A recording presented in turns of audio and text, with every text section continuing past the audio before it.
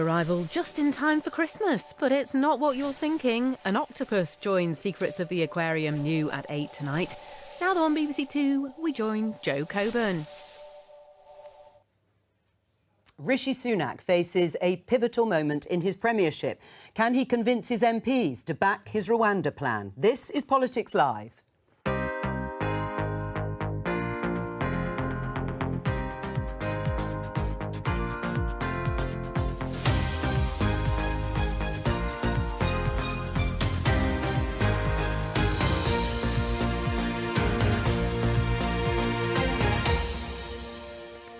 Joining me today, Conservative MP Sir Iain Duncan-Smith, Labour MP Dame Margaret Hodge, non-affiliated peer Baroness Claire Fox and the Editor-in-Chief of National World, Nancy Fielder. Today. Are you going to vote against the bill?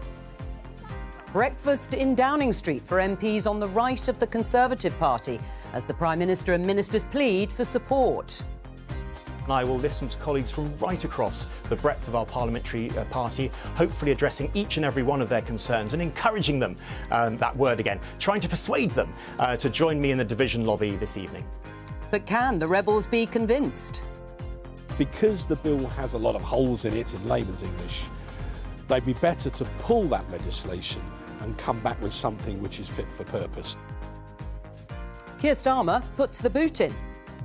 While they're swanning around self-importantly with their factions and their star chambers, fighting like rats in a sack, there's a country out here that isn't being governed. Also today, those on the lowest incomes, people coming off welfare, women, ethnic minorities, those working part-time. Did COVID lockdowns hit the poorest hardest?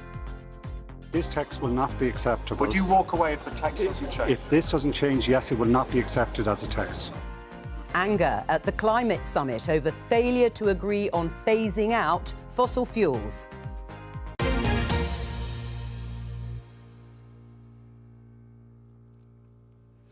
Let's start with the crunch vote that is taking place this evening in Parliament for the Prime Minister's Rwanda plan. It's very uncertain at this point in the day as to whether the government will get its key legislation through. Now, defeat at what we call second reading, when MPs debate main principles of a bill, would leave Rishi Sunak in a perilous position, and his authority will have been dealt a hammer blow. These are sentiments all reflected in the right-wing press. Let's have a look at some of them. The Daily Mail, on the front page, Tories in turmoil, down to the wire. In the Daily Express, their front page, last-ditch bid to win over rebels. And finally, in the Daily Telegraph, the former Defence Secretary Ben Wallace, do not let Rwanda row bring down government. Well, he is going to try and get his plan through today. Let's talk to the panel and get their views. And first of all, how they're going to vote. Iain Duncan-Smith, will you vote for or against the bill? I think it's important that the government gets its second reading. What the purpose of all this is, if we stop it now, I'm afraid that we just start all over again and we lose further confidence with the public. I think it's important, so I shall support it. Which way will you vote, Margaret? Oh, I will vote against, because I think it's a gimmick. I don't think it'll work. Oh, we're going to come back to you in just a moment because apparently, annoyingly, your microphone isn't working. So we'll come back to you in just a moment. You've just heard Iain Duncan-Smith, Claire, say that there will be battles further down the line. And there will be. Even if it gets through this evening, it will have to go through various stages in Parliament, including in the Lords. Which way will you vote if it makes it to the Lords? The Lords is peculiar because I won't want to be supporting the government. But I think it is worth saying that, in response to what Iain has just noted, that I think the public are already fed up with the Rwanda deal because they've already lost confidence. The difficulty with the Rishi Sunak bill is, forget what you think about the morality of outsourcing to Rwanda. The problem is that if it doesn't work, which is what some Conservative, the law courts get in the way, it's almost as though you know the law courts are going to stop it, which leads to even greater alienation by voters from politicians. Let's try you again. Margaret, which way will you vote? Yes, I'm hoping you are. Can you hear me? I am going to vote against because I actually agree with quite a lot that Claire has said. It is a gimmick. It's costing a fortune, 290 million is what we've been told, and they're not giving us, I'm sure Ian would agree with us, they're not giving us the true cost of it. So far we've had 3 Home Secretaries who've gone out there and looked at that. It is going to be challenged in the law. I mean, you can say what you like, but there will be challenges both in the domestic courts and there will be challenges in Europe. And I don't think it actually meets what is required.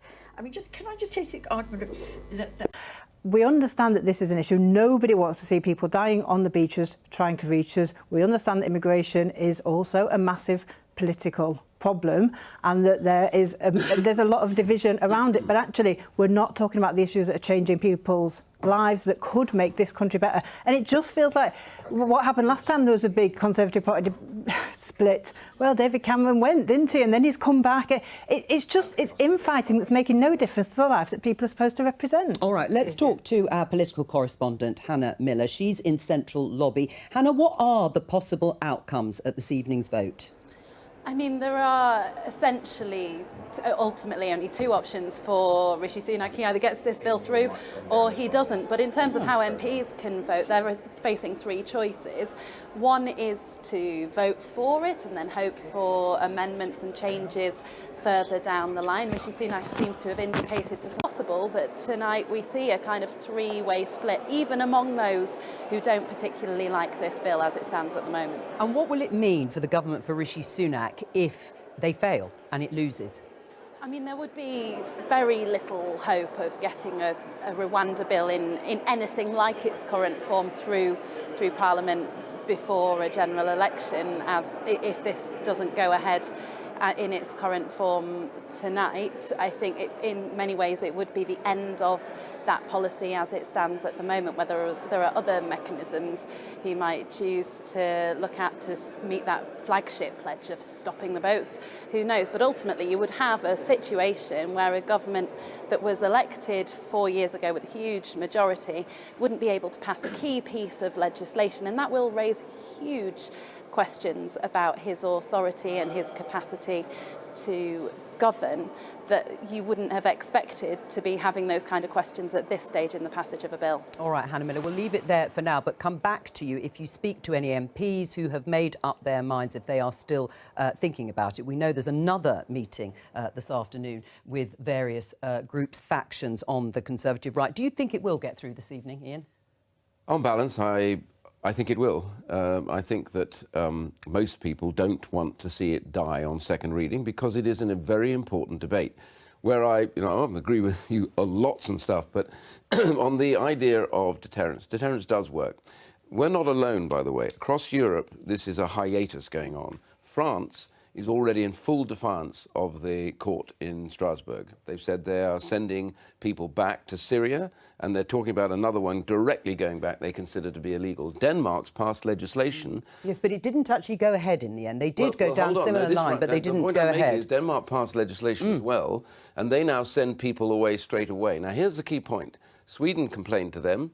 Sweden's now passing the same legislation. Germany's talking. There's a big problem going on here about this. Now, the point I'd make about the boats is very simple. Yes, you're right. They chance everything on this because if they get to the British shores, their view is then they will be okay. Most will get asylum. The point here is how do you stop them doing that by deterring them? If it isn't a deterrence, well then... So what's your message to all the MPs who will? There will be a number of your MPs, if you think it's so critical and so important and that lots of other European countries are doing or thinking about similar things, what do you say to those that are endless meetings about whether or not to support Rishi Sunak? Do they want the government to fall? No, I just think sometimes you've got to take a pace back in politics and ask yourself a very simple question. What is it that you're actually after? Sometimes you can't get everything, but you need to figure out what it is that's essential that you need to do. So we're going to differ in the Labour Party and the Conservatives over this, no question. But I think that this was a pledge made to the public, and I saw polling today that said they want this delivered on. So the government has to deliver on it, and that's why we need the second reading, I believe. I want to say a number of things. First of all, this is only stage 1. I think it'll get through tonight, actually, but we're going to end up with now 2, 3, 4 months of absolutely battering. And you just look at it, Joe. You've got within the Parliamentary Conservative Party, you've got 100 on the left, you've got 100 on the right, and I have to tell you, that'll end up in chaos. Right. And then the other thing, that's the first thing to say. And then the other thing to say is, I so agree with this. People really care at the moment about the cost of living coming up to Christmas, and they care about the health service. And what's this government for? What is this government doing? Get off these sort of, internal... no, but it's an internal argument, Ian. It's not even attacking the problem that we all accept as a problem. It's an internal argument. It doesn't allow you really to do anything about about people coming over in boats. We have a plan for it, which I can tell you, Joe, if you want. Well, let's hold on to it at the moment. But this doesn't deal with that, and it doesn't deal with the real issues. It's a scandal. Taking down the Prime Minister that nobody in this country, except Conservatives, have had a say on anyway. It's absolutely ludicrous. Right. I mean, isn't that the possibility that it could... It is a possibility, but I do think that... I do want to suggest that whilst this is a Westminster bubble story in terms of what factions and so on, I don't think it's right to say that nobody cares about the issue of controlling the borders, because actually a lot of people do. I'm just suggesting. And that this idea that it's pitted against cost of living misses the point. It's become a lightning rod, and the lightning rod is this. We voted for something, we decided something, this is the public, not... And you won't deliver it. My problem with Ian's response is this bill won't deliver it. Yep. And actually, if you look at the debate, it's actually broadly moved on now, which is to legal migration, where people say, well, actually, even legal migration, you behind the scenes have allowed people by changing the rules. Yep. So I think that the danger is that the government might fall on a bill which is never going to satisfy the European courts. Actually, Ian is completely right, though.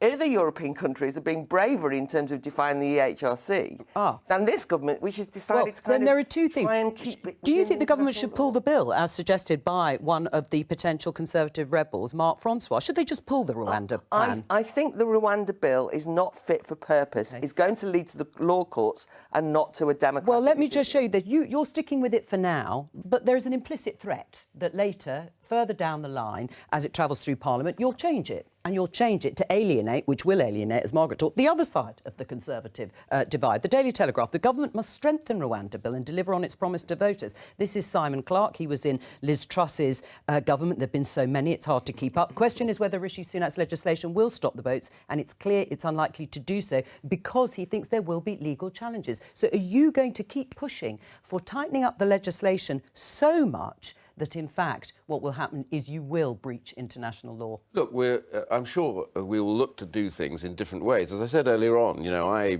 introduced the modern slavery stuff. I'd like protections and things like that in there. But whether we get them or we don't, the truth is, right now, the government, the Prime Minister made a very personal pledge that he would stop the boats. And deterrence is... you're right, quite right, by the way. There are two big issues. There's legal migration, which the government made some big announcements about this day. It's down to the government and what they need to bring in, and it's about modernising things like social services to make sure you don't have cheap, poorly paid people doing work which other countries don't do. But there's lots of ways you can do that. But on a legal migration, which is where they're actually taking the boats across, this is both dangerous and it punches a hole through the idea that actually there have to be safe routes. Yes, so all right. Getting safe routes and stopping the boats is a critical part, even for the Labour Party on this one. So they don't argue against that. Ian, even your government doesn't believe this is going to stop the boats. Why else are they putting out a contract to deal with all the people who they expect to come on those boats until 2030? I mean, it's just a nonsense of the argument. I think the problem is, I'm afraid it's the Conservative Party falling apart, and I don't say this with any great joy, because I think it's important we have two strong political parties. But you've got Rishi, in a way, trying to be Liz Truss on the one hand, trying to be David Cameron on the other hand, and unable to bring together. And the end of that is they're putting the party first, not the country first. And people are fed up. They're not fed up with Rishi, they're fed up with the Conservatives. Immigration is such a big issue because nothing works in this country. And it's easy to turn against people who don't look like us, who don't sound about us. So the NHS is on its knees, the trains don't function, schools are crippled, and so let's turn against people who look different. This is why immigration is... I think that's a slur on the public, to be fair. I don't think it's a kind of racist blame. I'm not saying it's racism, I'm saying that the systems aren't working. I agree so with that who do we blame for that? No, but I don't actually think that what's happened is the public are going, so anyone who doesn't look like us who is foreign. They are perfectly reasonably saying this country is something that we should have a say in. That's democracy, right? And we made a decision to control the borders of this country, whereas it seems that they're porous. It doesn't mean to say that everyone's going around going, I don't like that person because they're an immigrant, right? That is really unfair. I'm not saying that, but I think it's about a numbers game. I just do not think it's the same scapegoating as we saw in the 70s and 80s. But then it is about blame, because it's a government that has talked about immigration endlessly. In fact, to use that phrase, banging on about immigration, rightly or wrongly. But legal migration, the government's chosen and has chosen to change the system in the way you said, and we've had record levels of net migration.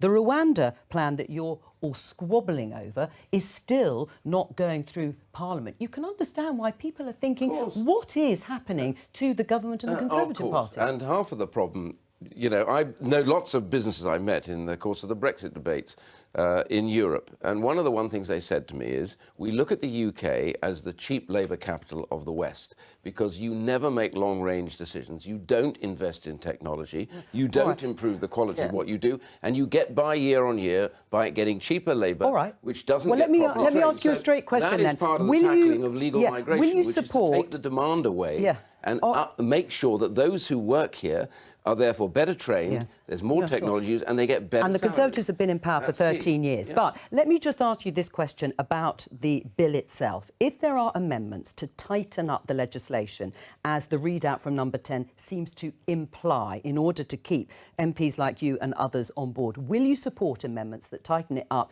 that make it impossible for there to be legal challenges? Well, I'm going to look at everything that goes on. I will make my own personal decisions. I have not, by the way, as you might have suggested just then, done any deals with the government. I don't do deals with the government.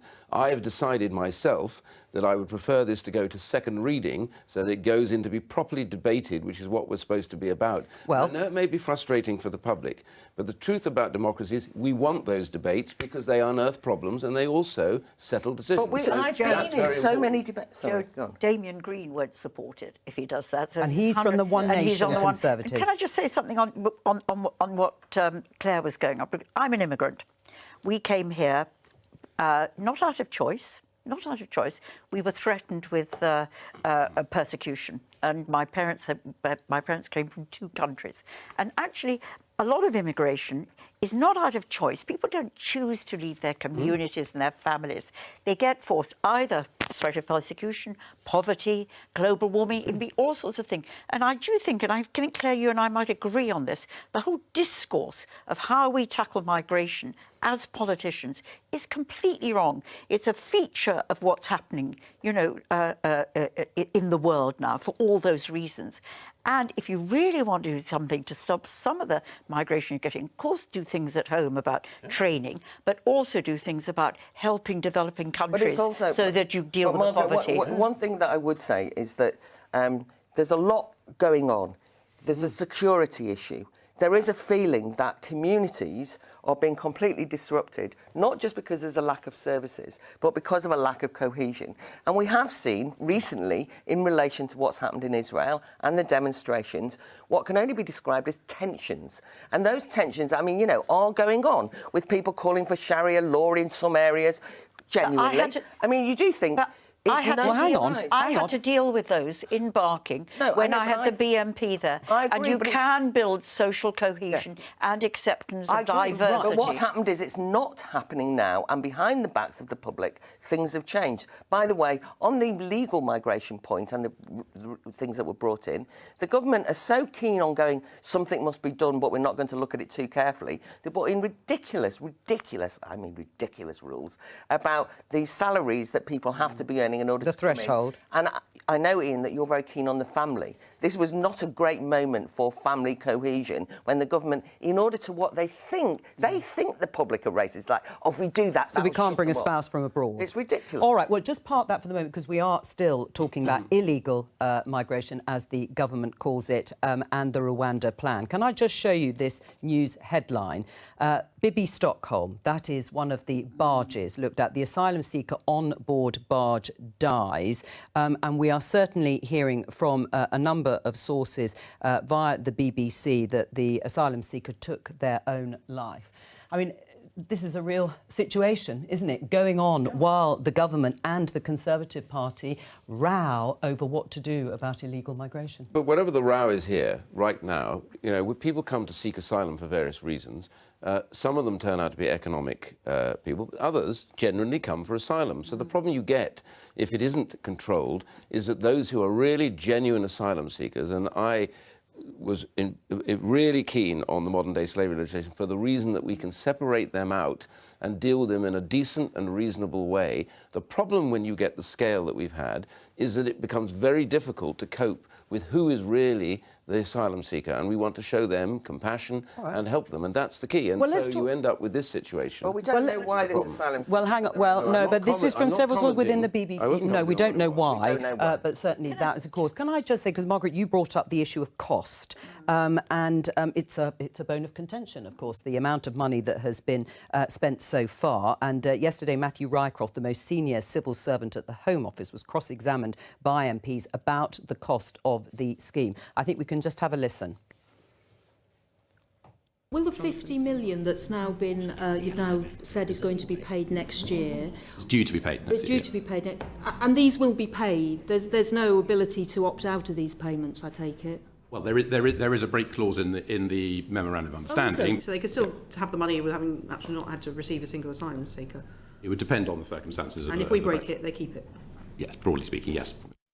Are you happy with that, Duncan? Well, you make a contract. I didn't negotiate it, but the contract... Yeah, but if no one's been sent, £290 million has already been given to Rwanda. I mean, they talk about break clauses. He didn't seem particularly sure about what the actual arrangement was. If no one goes, they keep the money. Well, that's what the contract's all about. What you negotiate, you have to agree to. All I'm saying... But MPs are the ones making the decisions about this on behalf of constituents. Well, actually, they aren't. They aren't. The interesting thing on that, if I can just say, in defence of you, the Secretary of State had, the permanent secretary got what is called a letter of direction on it, which meant that the civil service didn't believe that this was value for money and therefore should be expended. And it was entirely a Secretary of State, God knows which one because they changed so quickly, but it was entirely a Secretary of State decision. I am aware of that, I understand that, So it wasn't, this time it wasn't Ian, but it was in crazy ways. Is it proving to be value for money? Well, it will prove to be value to money if it succeeds in doing what it's meant to do, because at the moment you have so many hotels all over the UK where the problems that you were talking about earlier on, Claire, are existing, where people are a huge amount of money, billions is being expended to keep them there because we can't process them quickly enough. Ian, this is meant to be saving money in the longer term that you would otherwise spend. Ian, so we can argue about that one way or the other. It's 100 people going to Rwanda, and I can't remember, what is it, 27,000 came because off it's supposed to be it's supposed to be a deterrent. You look at the deterrent. 100. Honestly, Margaret, the idea is deterrence. Australia, it worked for them, so you say, right, OK, when you deter people, they don't come, that's the money you save when they don't have to be put up in hotels. Right, well, hang on. We can debate that all day, I understand that. Well, but that's what this is about. You are debating it all day. If this doesn't work as a deterrent, then it will have failed. Just before I go to you still haven't answered. How far are you prepared to go with the courts? Do you want to pull out of our international treaties in order to reduce and completely block any claims ending up in the courts? Now, I personally think you will always have to have personal claims. It's part of common law. It's part of our system. It's the way that we give justice to people. But there are limits to the degree that is set, and that's what this bill is meant to be about. Margaret, you could be inheriting this, not you personally, but the Labour Party under Keir Starmer. No, indeed. He's delivered a speech this morning because it's 4 years since Labour lost catastrophically in 2019 at the general election. Then he was asked about what Labour would do if in power when it comes to illegal migration. Are you against the Rwanda scheme in particular, or could a Labour government ever consider processing asylum seekers in third countries? The direct answer to your question is very important, because there are various schemes, as you know, around the world where individuals are processed, usually en route to their country of destination, elsewhere. The Rwanda scheme isn't one of those. This is a straight deportation scheme in relation to people who've already arrived. Other countries around the world do have schemes where they divert people on the way and process them elsewhere. That's a different kind of scheme. And look, I'll look at any scheme that might work. So you will look at any scheme that might work, and that might include then a third country being involved. OK, not a straightforward deportation scheme, as he calls the Rwanda plan, but he might look at another country where, you know, they could process the asylum claims before they come and settle here. Well, I would feel, you know, we might do. I think that what you're going to do is do it a step at a time. So the first thing is to have a serious squad of people who Keir said he would use some of the 290 million quid that we're spending in Rwanda to fund, sitting in the National Crime Agency, really going after the smugglers, step one. Step two, he is going to recruit 1,000 more individuals who will just get rid of this awful, awful, awful backlog. And then I think beyond that, step three, you've got to control your borders. I think we all agree you've got to be able to control your borders. And the backlog shows that's not there. But have a sensible policy which accepts that the issue of migration is a feature of today's world, and ensures that we build social cohesion by doing it in a better way. Are they going to find it any easier, Labour, to deal with this? I think it's going to be difficult for anyone to deal with it, and at the moment they're not under the same pressure. But if they win the election, I mean... No, I know. So I'm saying they're going to be under enormous pressure. I mean, we've seen in relation to...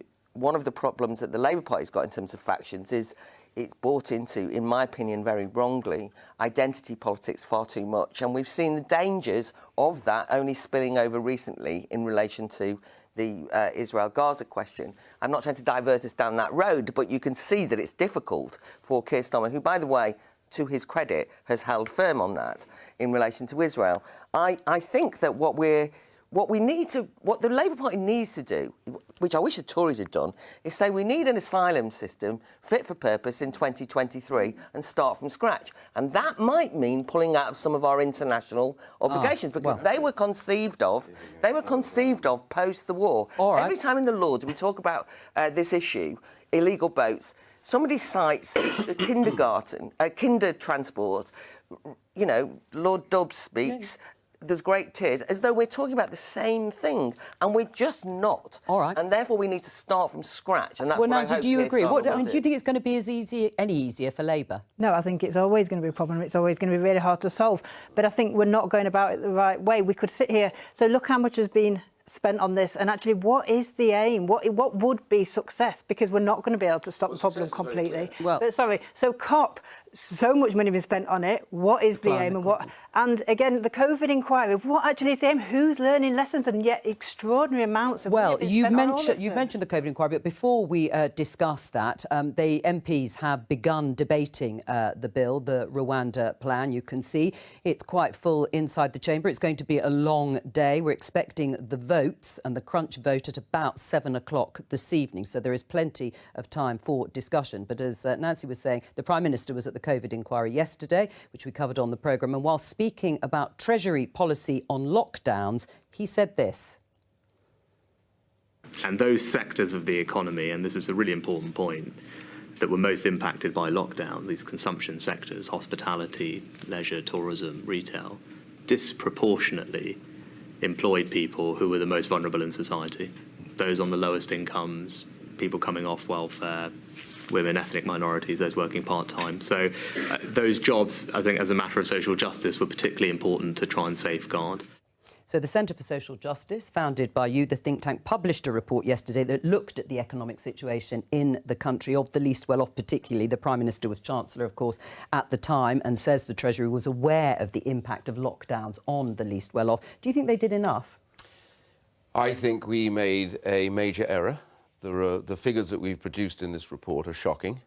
A huge spiralling increase in mental health problems amongst young people.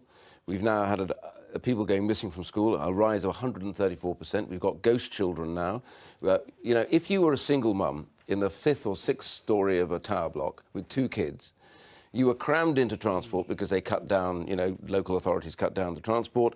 You have to get to work, probably to give the Amazon books that go off to the middle classes sitting in their gardens.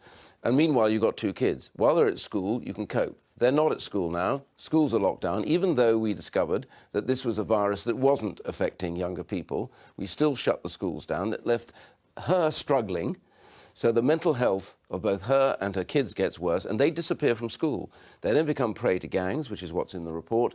What we didn't, and I love all this stuff about this inquiry going on, but I think they're splashing around in the shallow end of what's going on. We should really be looking at what are the lessons learned, and the biggest lesson has to be that we have to, we have to make sure who is at risk, and the rest need to be supported and make sure they can go on with their lives, because we didn't do that. All right. Blanket lockdowns do not work, and I think we destroyed lives as a result of it, and that's the lesson that this lot in the inquiry should be talking about, not who wrote WhatsApp messages to somebody else swearing at them. My goodness gracious. And a year and a half, that's where we've got to. Well, that's a travesty. But Ian, the report does say that lockdowns were the dynamite that blew open the gap between haves and have-nots. It also says this gap was stretching apart after years of increased family fragility, stagnating wages, poor housing and frayed community life. You've obviously read it. I agree.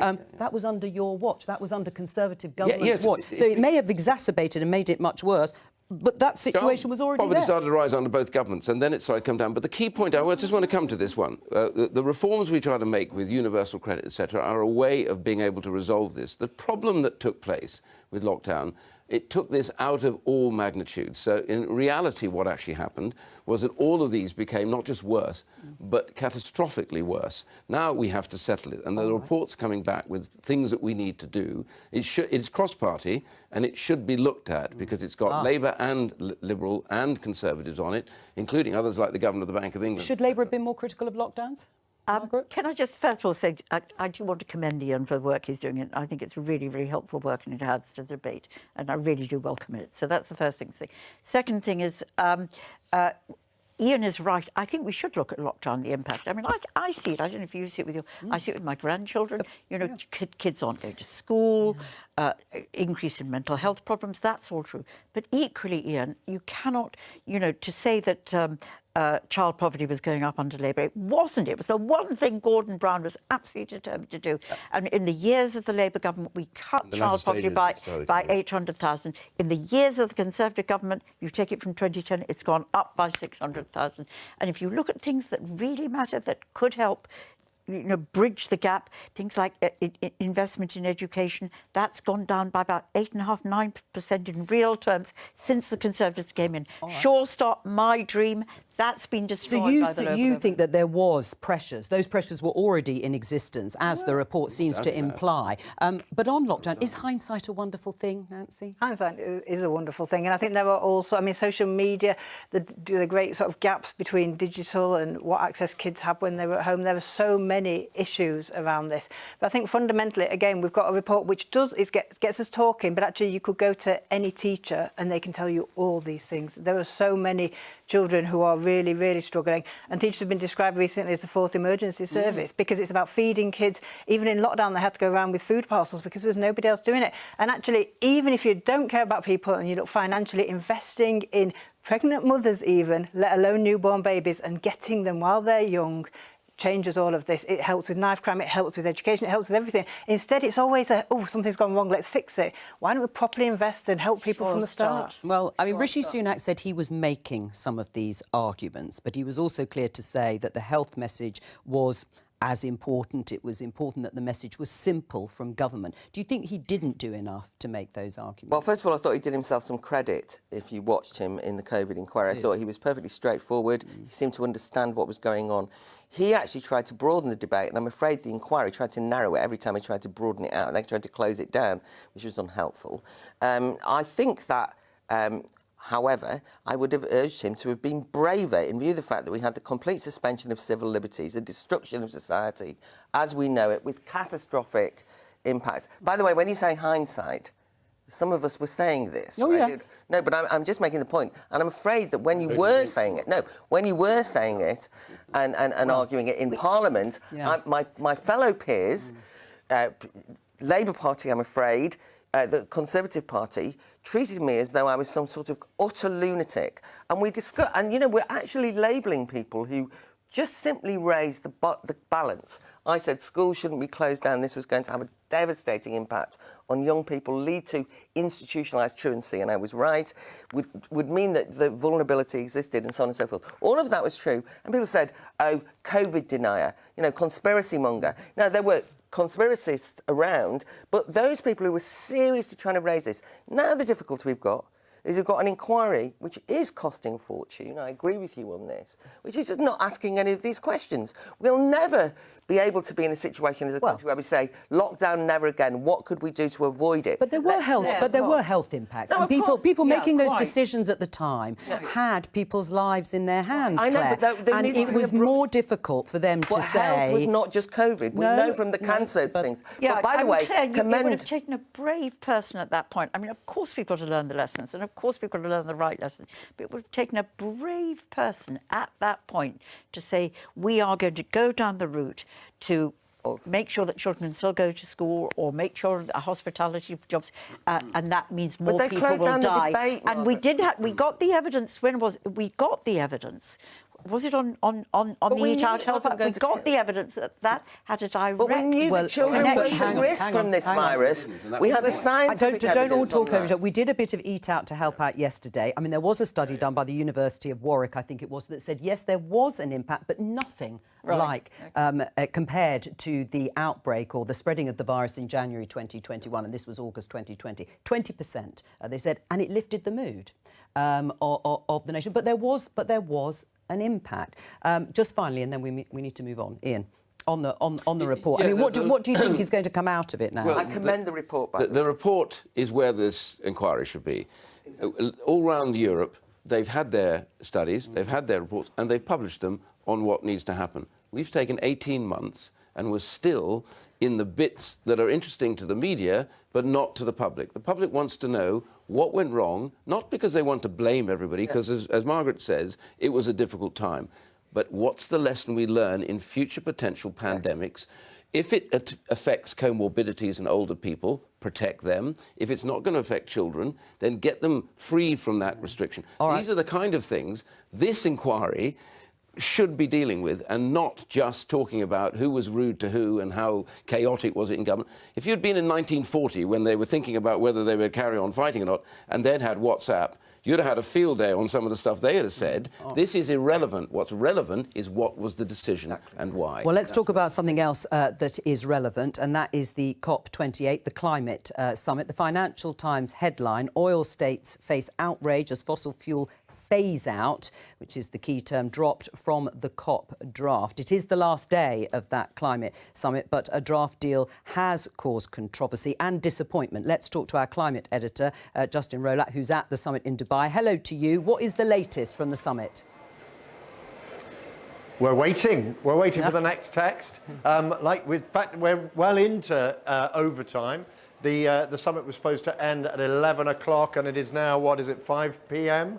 So we're well into overtime. We're expecting the text to drop about 6, so in about an hour's time. Then we'll see what kind of compromise has been negotiated between all the different positions. As you say, the fossil fuel-rich countries led by Saudi Arabia negotiated down the text on fossil fuels, away from this commitment that it seemed the world was at the verge of making to phase out fossil fuels.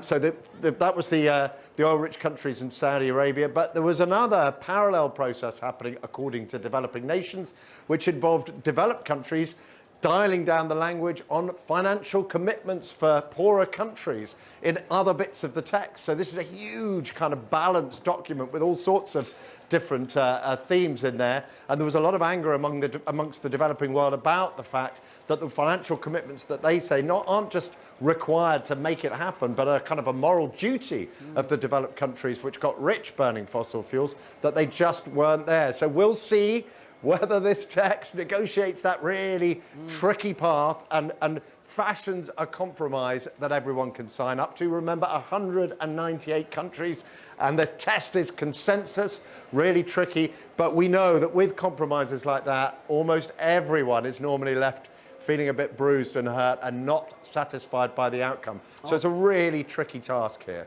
Justin Rowlatt, thank you very much. We'll leave you to wait for the outcome when it comes.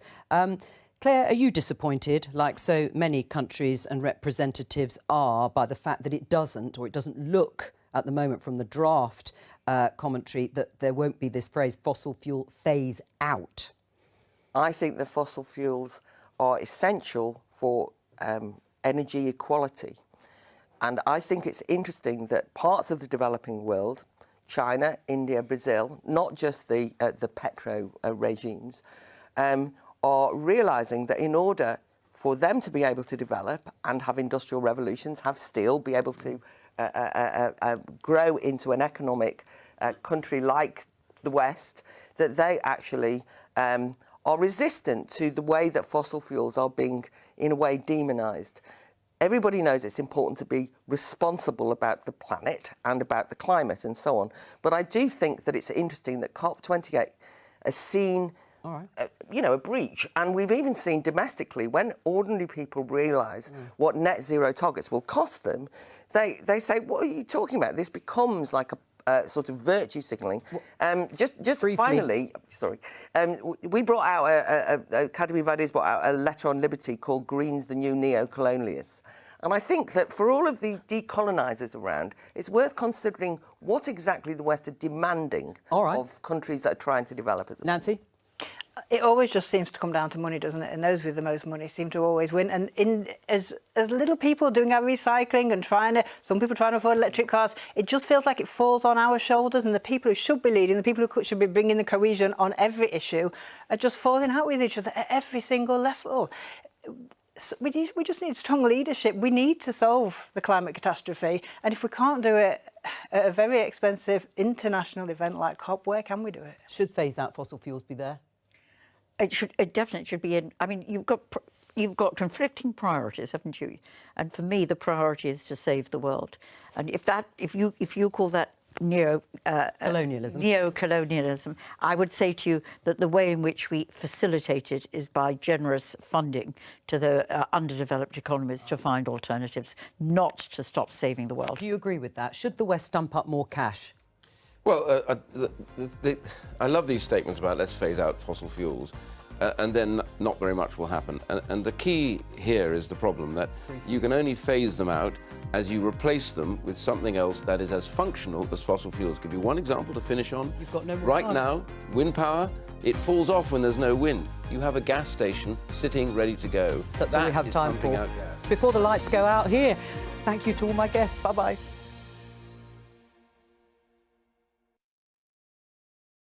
That was fucking interesting, not. Anyway, back tomorrow for PMQs. Not really to brag about, really. Fucking